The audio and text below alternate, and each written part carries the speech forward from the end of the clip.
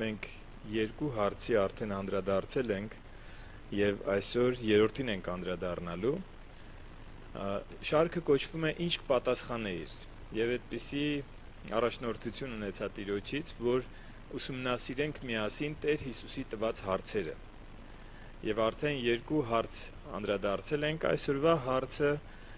գրված է Մատթեոսի ավետարան 6-րդ գլխում, բայց մինչև հարցին անդրադառնալը, այսինքն հենց հարցը վերնագիրն է, այսպիսին է հարցը Տեր Հիսուսի, ով կարող է հոգս անելով իր հասակը ավելացնել, մեկ կանգուն ավելացնել։ Այսինքն Տեր Հիսուսը հարց է տալիս։ Ես ուզում եմ, երբ որ ուսումնասիրում ենք այս հարցերի բաժինը, ուզում եմ այսպես ընկալենք, որ Տեր Հիսուսը այդ հարցը մեզ է տալիս։ Եվ պատկերացնենք, մենք ենք աշակերտների մեջ, մենք իր աշակերտներն ենք, ուղղակի այն ժամանակ չենք, 2000 տարի հետո ենք ապրում, եւ պատկերացնենք իր ներկայության մեջ ոչ թե այսպես հոգեպես, հոգեվորապես, հոգով, այլ զուտ լսում ենք Տեր Հիսուսի հարցը։ Ես հավատում եմ, որ Աստվածաշունչը կենդանի գիրք է, որ կարդում ես, նաեւ ինքը խոսում է քեզ հետ։ Եվ այդ հարցը մեզ է տալիս։ Եվ բնականաբար հասկանում ենք, որ հարցը ավելի շատ հոգս անելու մասին է։ Եթե դու հոգս անես, ինչ է հոգսը։ Ես այսօր հատուկ խոսելու եմ հոգսի մասին։ Հոգսը, գիտեք, հոգևոր մարդը անհոգ մարդը չի։ Այսինքն այնպես չի, որ մենք հոգս չունենք, կամ հոգսերը այսպես լցվել են մարդու գլխին, մարդը ասում է, իմ համար մեկ է, ինչքան էլ հոգս լինի, ես չաշխատեմ էլ Տերը կհոգա իմ ընտանիքի ապրուստը։ Այդպես չի։ Կամ ես տանը մաքրություն չանեմ էլ կարևորը հոգս չեմ անում, ոչինչ որ տունը մաքուր չի։ Այդպես չի։ Այսինքն մենք պիտի հասկանանք Տեր Հիսուսի խոսքերը, եւ Տերը խոսում էր անհանգստության մասին, խաղաղության կորստի մասին, խոսում էր, երբ որ մենք շատ ընկճվում ենք, ճնշվում ենք այն բաների համար, որոնք մեր իշխանության տակ չեն։ Այստեղ է հասակի, ասում հոգս անելով քո հասակը լավ մեր ձևով ասենք, որ շատ մտածեցիր, շատ հոգս արեցիր, կարաս 2 սանտիմետրով ավելի հասակով դառնաս, քո մենք ասում ենք բոյը, չէ, հասակը 2 սանտիմետրով ավելի լինի, կարաս։ Տեր Հիսուսը ասում էր, դա քո իշխանության տակ չի։ Մարդիկ կան, որ ասում են, կգնանք, չգիտեմ, օպերացիա կանենք, այս կանենք, հիմա ոսկորները երկարացնում են, սրա մասին չի խոսքը, որ հիմա նորագույն տեխնոլոգիաներով ինչ կարող ես անել։ Ուզում ենք հոգևոր բաժինը հասկանաս։ Ոչ թե խնդիրը հասակ ավելացնելն է, այլ այն բաները, որ քո իշխանության տակ չեն։ Դու պիտի հոգսդ Աստծուն հանձնես եւ հոգ չանես, ծանրություն չվերցնես։ Հոգ չանել չի նշանակում չաղոթել։ Եթե մի բան ես խնդրում, հենց ճիշտ եւ ճիշտ, որ քո իշխանության տակ չի, դու պիտի խնդրես մեկից, ով իշխանություն ունի։ Հոգս չանել չի նշանակում չմտածել դրա մասին։ Հոգս չանել նշանակում է չճնշվել։ Եվ թե ինչն է Տերը ասում հոգս չանեք, եկեք հիմա արդեն կարդանք, գիտեք, մենք համատեքստն ենք սիրում ընթերցել, որպեսզի հասկանանք դրանից առաջ ինչի մասին էր խոսում, որովհետև եթե կարդանք հենց կոնկրետ Տիրոջ հարցերը, մի քանի հարց է տալիս այստեղ, մի հարց չի, ես մեկն եմ ընտրել, ինքը ես բացեմ 6-րդ գլուխը 19-ից 34-ը պիտի կարդանք, բայց 25-ում ասում է դրա համար էլ ասում եմ ձեզ մի հոգացեք, թե ինչ պիտի ուտեք, ինչ պիտի խմեք, ոչ էլ ձեր մարմնի համար, թե ինչ պիտի հագնեք, չէ որ կյանքն առավել է քան կերակուրը եւ մարմինն առավել քան հագուստը։ Բայց քանի որ այս ընթացքը սկսում է դրա համար խոսքերով, պիտի հասկանանք իսկ դրանից առաջ ինչ էր ասում։ Սրանից հետո է ասում, որ չես կարող հասակը ավելացնել, բայց եկեք 19-ից կարդանք։ Շատ հայտնի հատված է Լեռան քարոզից։ Տերը սովորեցնում էր. ձեզ համար գանձեր մի դիզեք երկրի վրա, որտեղ ցեցն ու ժանգն ապականում են, որտեղ գողերը սողոսկում են ու գողանում, այլ ձեզ համար երկնքում գանձեր դիզեք, որտեղ ոչ ցեցը, ոչ ժանգը չեն ապականում, ոչ էլ գողերն են սողոսկում ու գողանում, որովհետև որտեղ ձեր գանձն է, այնտեղ էլ ձեր սիրտը կլինի։ Գանձերի թեման հասկանալի է, շատ ենք խոսել այս մասին։ Տերը նախ ասեց, որ ձեր հարստությունը, ձեր արժեքները այնպես արեք, որ այս երկրի վրա չլինեն, այլ երկնքում լինեն։ Հետո կարծես թեման փոխվում է, բայց իրականում չի փոխվում։ Մարմնի ճրագը աչքն է։ Արդ, եթե քո աչքը պարզ լինի, ամբողջ մարմինդ էլ լուսավոր կլինի, բայց եթե քո աչքը չար է, քո ամբողջ մարմինը խավար կլինի։ Արդ, եթե քո մեջ եղած լույսը խավար է, ապա խավարը որքան առավել կլինի։ Թվում է թե փոխվեց թեման, բայց օրինակ չար աչք ունեցող մարդը, այն որ հասկանում ենք, որ գանձերի մասին է խոսում, որ երկրի վրա գանձեր մի դիզեք, հետո խոսում է, եթե աչքը չար է, ամբողջ մարմինը չար կլինի, քո անձը չար կլինի, եթե աչքը չար է, հետո հաջորդը որ կարդում ենք, տեսնում ենք, որ կրկին փողի մասին է։ Ոչ ոք չի կարող երկու տիրոջ ծառայել, որովհետև կամ մեկին կատի, մյուսին կսիրի, կամ մեկին կմեծարի, մյուսին կարհամարի, չեք կարող ծառայել եւ Աստծուն, եւ մամոնային։ Այսինքն, Տեր Հիսուս, ինչ ես ուզում սովորեցնես մեզ այսօր։ Ինչ էր ուզում սովորեցնել աշակերտներին։ Գանձեր մի դիզեք։ Մի նայեք այստեղ 10-րդ պատվիրանը հիշում եք։ Մի նայեք, սա ունի, ես սրանից եմ ուզում, նա ունի, ես նրանից եմ ուզում։ Չար աչք մի ունեցեք։ Եվ ամենակարևորը, իմացեք, որ եթե դուք Աստծուն եք ծառայում, մամոնային չեք կարող ծառայել, երկուսը միասին չի լինում։ Մամոնան հարստության, իշխանության, այս աշխարհի չափանիշներով հաջողվելու Աստվածն էր փոքրատառով, չաստվածը։ Եվ Տերը ասում էր, չեք կարող երկուսին ծառայել։ Հիմա շարունակությունը, այսքանը հասկացանք համատեքստը ինչ էր։ Սա փոխանցեց, հիմա ասում է դրա համար ասում եմ ձեզ, մի հոգացեք ձեր կյանքի համար, թե ինչ պիտի ուտեք, ինչ պիտի խմեք, եւ ձեր մարմնի համար, թե ինչ պիտի հագնեք։ Մի հոգացեք չի նշանակում մի աշխատեք։ Ինքը ասում է, այդ ձեր ուտելիքը ու խմելիքը եւ ձեր հագնելիքը այս աշխարհի մրցավազքը չդարձնեք։ Մարդիկ կան իրենց խաղաղությունը կորցնում են, երբ որ հարևանը մոդայիկ շոր է հագնում, կամ նոր մեքենա է գնում, կամ, չգիտեմ,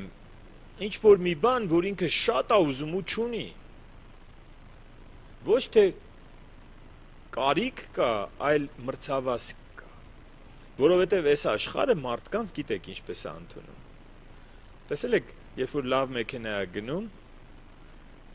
վախում են հետևից ազդանշան տան։ Երբ որ վատ մեքենա է, բոլորը ազդանշան են տալիս, եթե այդ մարդը չի զիջում։ Մարդիկ, երբ որ գալիս է լավ մեքենա է կանգնում, ասենք մի $100,000 մեկը իջնում է միջից, արդեն մարդիկ զգաստ են, ով է որ sense լավ մեքենա է վարում, կամ հագնվածքին են նայում, կամ չգիտեմ, ունեցվածքին են նայում։ Մարդուն վերաբերվում է այս աշխարհը ըստ իր ունեցվածքի։ Եվ հավատացյալները, Քրիստոսի աշակերտները գայթակղություն ունեն, որպեսզի մարդկանց առաջ ընդունված լինեն, իրենք էլ փորձում են այս աշխարհի չափանիշներով,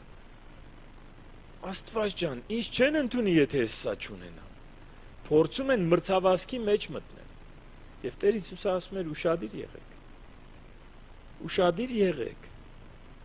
Մի հոգացեք ձեր կյանքի համար, թե ինչ պիտի ուտեք, ինչ պիտի խմեք, ձեր մարմնի համար, թե ինչ պիտի հագնեք, չէ որ կյանքն առավել է, քան կերակուրը։ Դու կյանք ունես, դու առողջություն ունես։ Ոչինչ որ հարևանի տունը ամեն օր խորովածի հոտ է գալիս, քո տանն էլ չի լինում։ Դու չգիտես իր հոգսերը, դու չգիտես իր խնդիրները։ Քեզ դժբախտ մի զգա, եթե քո կերակուրը հարևանի կերակուրից վատն է։ Մարմինը առավել է, քան հագուստը։ Ես հիշում եմ Ռուբիկ եղբոր խոսքերը, որ մի առիթով ասեց, ոմանք շատ կերակուր ունեն, շատ ճոխ ախորժակ չունեն, ոմանք էլ ախորժակ ունեն, կերակուր չունեն, հիմա որն է լավ։ Եթե համեմատենք, ախորժակ չունենալ էդի հիվանդությունը։ Հիմա ավելի լավ է ախորժակ ունենաս ուտելու բան չլինի, այսինքն չեմ ասում սովի կմատնվես, բայց այդ ճոխ բաները չլինի, բայց դու քո այն բրնձով փլավը ախորժակով ուտես, ավելի լավ է, քան թե ամեն ինչ ճոխ լցրած լինի եւ դու ոչ մի բան չուտես։ Եվ Տեր Հիսուսը ասում էր, մարմինը առավել է, քան հագուստը, կյանքն էլ առավել, քան կերակուրը։ Ոչինչ որ նա չունես։ Հիմա Տերը չի ասում, ես ուզում եմ, որ դուք բոլորը չունենաք, ոչ, այդ չի ասում։ Պողոս առաքյալը, որ իր կյանքի մասին խոսում, ասում է, գիտեմ, կուշտ լինելն էլ, սոված լինելն էլ։ Այդպես չի, որ ես կուշտ չեմ եղել, մերժել եմ կուշտ լինելը, բերում էին ինձ, չգիտեմ, իրան խորոված հյուրասիրել են թե չէ, բայց իրանք գառան խորոված սիրում էին հրեաները։ Բերել են ինձ հյուրասիրել են, ես ասել եմ, չէ, ես մերժում եմ, ես պիտի ամբողջ կյանքս սոված մնամ, վատ շորեր հագնեմ, ինքը տենց չի ասում, ասում է, նա էլ գիտեմ, եթե սրանով եմ անցնում, գոհանում եմ, նրանով եմ անցնում, գոհանում եմ։ Մենք չենք գնում ասկետիզմի, մերժում ենք կերակուրը, հագուստը, չգիտես, մեքենան, մերժում ենք դա չարիցա, չէ, բայց դրա բացակայությունը չպիտի գողանա քո խաղաղությունը։ Աստված խոստում ունի իր զավակներին, որ սոված չես մնա, չի ասում ինչ կուտես, ինչ չես ուտի, ասում է սոված չես մնա, մերկ չես մնա, չի ասում ինչ բրենդներ կհագնես, բայց ասում է հագուստի խնդիր չես ունենա։ Եվ Տեր Հիսուսը շարունակում է, նայեք երկնքի թռչուններին, որոնք ոչ սերմանում են, ոչ հնձում, ոչ էլ շտեմարանների մեջ ամբարում, եւ ձեր երկնավոր Հայրը նրանց կերակրում է, չէ՞ որ դուք առավել եք, քան նրանք։ Այս ամենը ասելուց հետո Տերը ասում է, ձեզանից ով կարող է հոգալով իր հասակի վրա եւս մեկ կանգուն ավելացնել։ Եվ հագուստի համար ինչու եք հոգում, նայեք վայրի շուշաններին ինչպես են աճում, ոչ ջանք են թափում, ոչ էլ մանում, ասում եմ ձեզ, նույնիսկ Սողոմոնը իր ամբողջ փառքի մեջ նրանցից ոչ մեկի պես չհագնվեց։ Երեք մի նկար տեսա, շատ տպավորեց ինձ, Facebook-ում մի նկար էր, ես կներեք քույրեր ջան, բայց այդ նկարը ոնց տեսել եմ, նենց ասում եմ, գիտեք մոդայա շրթունքները հաստացնելը, եւ այդ նկարի մեջ մի աղջիկ էր sense բնական ժպիտով իր հետևում նույն դեմքներ մի 20 անգամ պատճենած շրթունքները հաստացրած մի sense լավ շպարված կիներ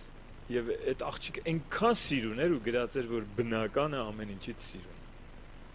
բնականը ամեն ինչից սիրուն է ես դեֆեկտները վերացնելուն դեմ չեմ բայց այս աշխարհի մրցավազքի մեջ մեկ գեղեցկուհիները իրենց տգեղ են դարձնում,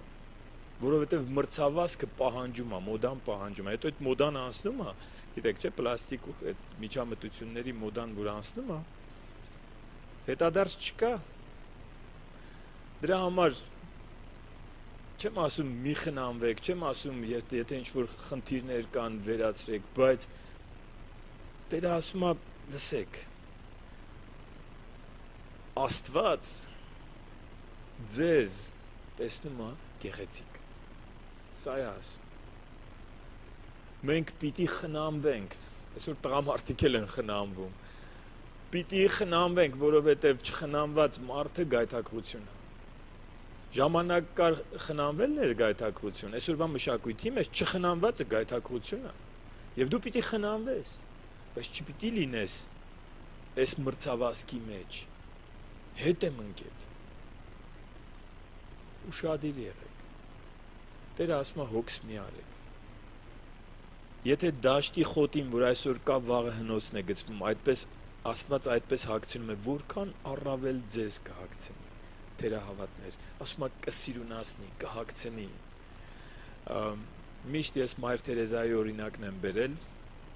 որ իրականում, եթե իրան չճանաչող մեկին ցույց տակ իր նկարը, ասեք սիրունա չեք, ասի դու խելքդ չես գցել, ինչ սիրուն բան կա այս կնոջ մեջ, բայց երբ որ իրան ճանաչում ես, իր դեմքից, չգիտեմ, անգամ չճանաչողը, ասեցի ու հասկացա, որ սխալ եմ ասում, անգամ չճանաչող իր դեմքից բարություն է տեսնում։ Այդպես ես երկուշաբթի օրը այցելել էի իմ շատ հարազատ իմ բարեկամուհինա, տատիկա կոշում։ Ինքը իմ ճանաչած, իմ կյանքի ճանաչած ամենաբարի մարդկանցից մեկն է։ Եվ հիվանդ էր այցելեցի, տենց արտահերթ այցելեցի, ես ամեն ինչ որ 5 շաբթի գնում եմ կոշում ծառայություն ունենք, բայց արտահերթ այցելեցի ու մի բան, երբ որ դուրս եկանք ընտանիքով, մի բան խոսում ենք, ինչքան գեղեցիկ է։ Ինչքան գեղեցիկ։ Ու գիտեք, մի բան կա մարդու ներսում, որ կապ չունի քո դիմագծերը ինչպիսին է, քեզ գեղեցիկ է դարձնում։ Ու դա բարությունն է, դա սերն է, դա Տիրոջը հնազանդ կյանքն է։ Ես չգիտեմ ոնց է դա գեղեցկացնում, բայց Աստված ասում է՝ մի մտահոգվեք ձեր գեղեցկության մասին, մի մտահոգվեք ձեր կերակուրի մասին, մի մտահոգվեք։ Եվ հիմա մենք պիտի պատասխանենք Տեր Հիսուսի այս հարցին։ Կարող ենք հոգս անելով մեր կյանքում ինչ որ բան շտկել, որ մեր իշխանության տակ չի։ Ես կարծում եմ, երբ որ մենք մտնում ենք այնտեղ, որտեղ մեր իշխանությունը չի, մենք ավելի ապականում ենք, քան շտկում ենք։ Ուզում ենք շտկենք, բայց վնասում ենք, տգեղացնում ենք։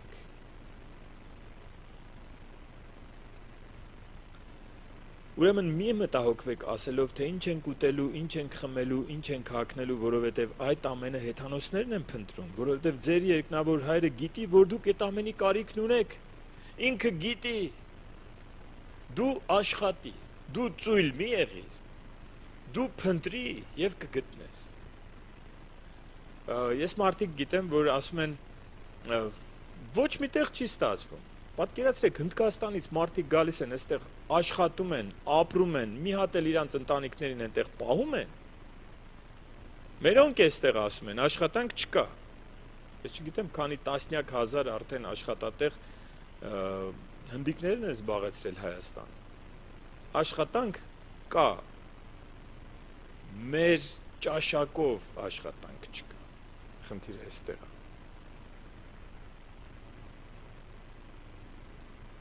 Եվ 33-րդ խոսքը տալիս է բանալին։ Դուք նախ Աստծու արքայությունն ու նրա արդարությունը փնտրեք, եւ այդ ամենը ավելիով ձեզ կտրվի։ Ոչ միայն կտրվի, այլ ավելիով ձեզ կտրվի։ Արդ վաղվա մասին մի հոգացեք, որովհետև վաղվա օրն ունի իր հոգսերը։ Յուրաքանչյուր օրվա հոգսերն ինքնին բավական են։ Մենք բազմաթիվ պարտականություններ ունենք, որոնց համար ամեն օր պետք է հոգ տանենք։ Ես որպես ընտանիքի հայր պիտի հոգամ իմ ընտանիքի եւ կարծում եմ յուրաքանչյուր տղամարդու պարտականությունն է հոգա իր ընտանիքի ֆինանսական կարիքները, իր ընտանիքի պաշտպանությունը, իր ընտանիքի ապահովությունը։ Մայրը ունի իր պարտականությունները։ Իհարկե կանայք էլ կարան աշխատեն, օգնեն ամուսնուն, բայց պարտականությունը ասեք, որ դրված է տղամարդու վրա։ Դրսի աշխատանքը տղամարդու վրա է, տան ներքինը Աստվածաշունչը ասում է, կնոջ վրա է, առաքինի կինը, չէ, երեխաներին է տեր կանգնում, տան գործերն է անում եւ նկարագրում է, որ ամեն ինչ տեղը տեղին արվում է, ներսի պարտականությունները կնոջն է, երեխաների պարտականությունները։ Տեր Հիսուսը խոսում էր, զավակները պիտի օգնեն ծնողին, պատվեն։ Մի խոսքով մենք բոլորս աշխատավայրում ունենք պարտականություններ, եկեղեցում ծառայող ենք կամ անդամ ենք, ունենք պարտականություններ։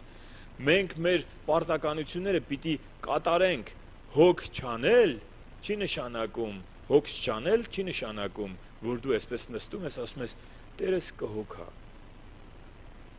Ոչ, դու պիտի գնաս, անես եւ Տիրոջ օրհնությունն էլ քո հետ լինի, որ հաջողվի քո արածը։ Երկրորդ Թեսաղոնիկեցիս 3:10 գրված է, եթե մեկը չի ուզում աշխատել, թող չուտի էլ։ Այսինքն, սրա մասին խոսել ենք աշխատանքի կարևորության մասին, Իհարկե դա չի նշանակում, որ մարդը, չգիտեմ, խնդիրներ ունի, այս որ ասել էի, հիշում եք ֆինանսական հավատարմության, ֆինանսական գրագիտության դասերի մեջ աշխատանքի մասին խոսել է, շատերը սխալ էին հասկացել։ Եթե քո պարտականությունն է ընտանիք պահելը եւ դու չես աշխատում, դու պարտավոր ես, ոչ թե երեխա ես, ոչ թե, չգիտեմ, երեխա ես խնամում կամ առողջական խնդիր ունես, չէ, սրա մասին չի խոսքը։ Բայց եթե դու կարող ես ու չես անում, Աստված ասում է հոգևորությունը սկսում է սրանից։ Իմ խոսքին ծուլության պատճառով թող Աստծո բարկությունը չգա քո վրա։ Ուրիշ բան է, որ դու փնտրում ես, չես գտնում։ Շարունակի փնտրել, աղոթել, ես հավատում եմ, որ ով փնտրում է, նա գտնում է։ Առաջին Տիմոթեոս 5:8 գրված է. ընտանիքին հոգ չտանողը հավատն ուրացած է, անհավատից էլ չար։ Ուզում եմ ասեմ, որ մենք սխալ չհասկանանք Տեր Հիսուսի խոսքերը, հոգս մի արեք։ Տեր Հիսուսի խոսքերը փոխանակում են առաջարկում, փոխանակում։ Հիշում եք, միշտ խոսել եմ Մատթեոսի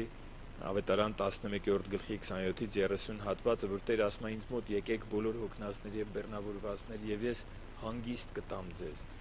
Ձեր հոգսերը ինձ տվեք եւ իմ լուծը վերցրեք ձեզ վրա։ Ինչն է քեզ անհանգստացնում։ Նախ Աստծո արքայությունը եւ նրա արդարությունը փնտրի, մնացածը քեզ կտրվի։ Դու ավելի շատ անհանգստացի Տիրոջ գործի համար, այլ թող անհանգստություն գա քո մեջ։ Ոչ թե քո այս երկրային գանձերի կամ քո երկրի այս երկրային կյանքում հաջողվելու, կարիերայի առաջընթացի, սրա մասին հոգ մի արա, դա Տերը կտա ավելիով։ Իր խոսքն է ասում։ Դու իր արքայության համար հոգս արա։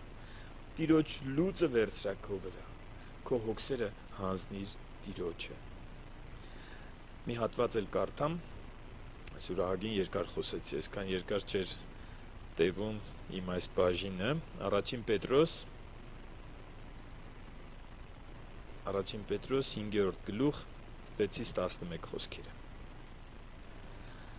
Աստծու հզոր ձեռքի տակ խոնարհվեք, որպեսզի ձեզ ժամանակին բարձրացնի։ Ձեր ամբողջ հոգսը նրա վրա գցեք, որովհետև նա ձեզ համար հոգ է տանում։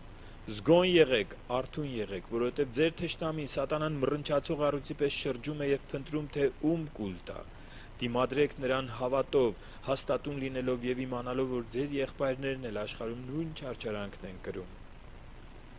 Եվ ամեն շնորհի Աստված, որ ձեզ Հիսուս Քրիստոսով դեպի իր հավիտենական փառքը կանչեց, ձեզ փոքր-ինչ չարչարվելուց հետո կվերականգնի, կամրացնի, կզորացնի, հաստատահիմն կդարձնի։ Նրան իշխանություն հավիտյանս հավիտենից։ Եթե դու անցնում ես այսօր չարչարանքներով,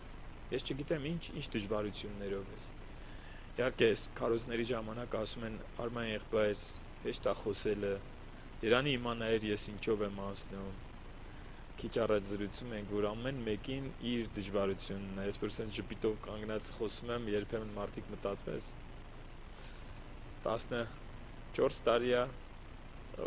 հովիվ է, 15 տարի է հովիվ եմ, 14 տարի է եկեղեցում քարոզում եմ եւ ասում են Երանի իրան։ Ինչ ժպիտով քարոզում է։ Ով գիտի այդ ժպիտից հետո ինչ, այո, ես ժպիտս չեմ կեղծում, ես հիմա ուրախության մեջ եմ եւ ամեն անգամ եմ ուրախության մեջ, բայց այնպես չի, որ ես հոգսեր չունեմ, այնպեսի հոգսեր եմ ունեցել, որ չեք պատկերացնի ինչպիսի հոգսեր են եղել, բայց ամեն մեկին իր հոգսը ծանր է թվում, այդ թվում նաեւ ինձ է, իմ հոգսը ամենածանրն է թվացել։ Եվ ուզում եմ քեզ այսօր քաջալերել, չգիտեմ ինչ չարչարանքով ես դու անցնում, այս կյանքը լի է չարչարանքներով, բայց եթե սովորես հոգսը Տիրոջը տալ, առանց էլ քո կյանքում կա այդ չարչարանքը, մի հատ էլ անհանգստությունն ես դնում քո վրա։ Տերը ասում է քո անհանգստությունը տուր ինձ, աղոթիր, քո հոգսը ինձ հանձնիր, եւ դու դրա համար հոգ մի արա։ Աղոթք չի ասում մի արա, ասում աղոթիր այնքան, թակիր այնքան, մինչև կբացվի։ Աղոթ կարա, բայց մի վերցրա ճնշում քո վրա, մի մտածի վաղը ինչ կլինի։ Մենք հայկական ազգային բնավորության գիծ ունենք, որը Կիկոսի մահն է ավելի շատ որ դեռ չգիտենք ինչից հետո ինչա լինելու, այս մեկը չեղած արդեն այն մեկի մասին ենք անհանգստանում։ Մեր հոգսերը տանք Տիրոջը, եւ գրված է փոքր ինչ չարչարվելուց հետո, եթե կոտրված ես, ինքը քեզ կվերականգնի, եթե թուլացել ես, ինքը քեզ կամրացնի, ուժասպառ ես, ինքը քեզ կզորացնի, ընկածը տեղից կբարձրացնի եւ հաստատահիմն կդարձնի։ Եթե դու առաջ Աստծո արքայությունը փնտրես, Աստծո արքայությունը եւ նրա արդարությունը նշանակում է ամեն բան մտածես, իսկ Տերը իմ կյանքում արքա է, իսկ Հիսուսը իմ կյանքում թագավոր է, իսկ իմ կյանքի որ ոլորտն է, որ դեռ ինքը չի եկել որպես թագավոր,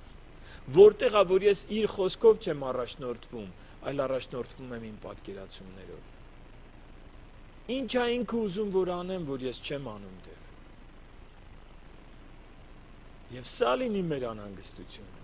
Մնացածը, այս աշխարհի բաները ինքը կհոգա եւ ավելիով կհոգա։ Հիշում եք այս կյանքի անհանգստություններն ու հոգսերը։ Սերմնացանի առակի մեջ Տերը ասեց փշերի մեջ սերմանվածներ, այդ փշերը աճեցին ու խեղտեցին այդ սերմենը։ Նրանք են, որոնք այս աշխարհի հոգսերն են։ Հոգսերը իրենց խեղդում են այս աշխարհի հոգսերը եւ գրած է հարստության պատրանքը։ Այս աշխարհում գանձեր դիզելը, մամոնային պաշտելը խեղդում է հավատքը։ Դրա համար մենք պիտի ուշադիր լինենք։ Առաջ Աստծո արքայությունը եւ նրա արդարությունը։ Ինչ վախեր ունես, ինչ անհանգստություններ ունես, ինչ հոգսեր ունես, հանձնիր Տիրոջը եւ քո այսօրվա դժվարությունները դառնալու են վաղվա վկայությունները, եթե հավատարիմ կյանքով ապրես, եթե թույլ տաս, որ ինչ էլ լինի, դու հավատարիմ մնաս իրեն եւ թույլ տաս, որ Տերը գա քո կյանքում որպես Տեր ու Թագավոր, միջամտի ու վերականգնի, ամրացնի, զորացնի եւ հաստատահիմն դարձնի։ Մենք հոգս անելով չենք կարող մեր հասակը մեկ կանգուն ավելացնել, բայց նա կարող է ամեն բան,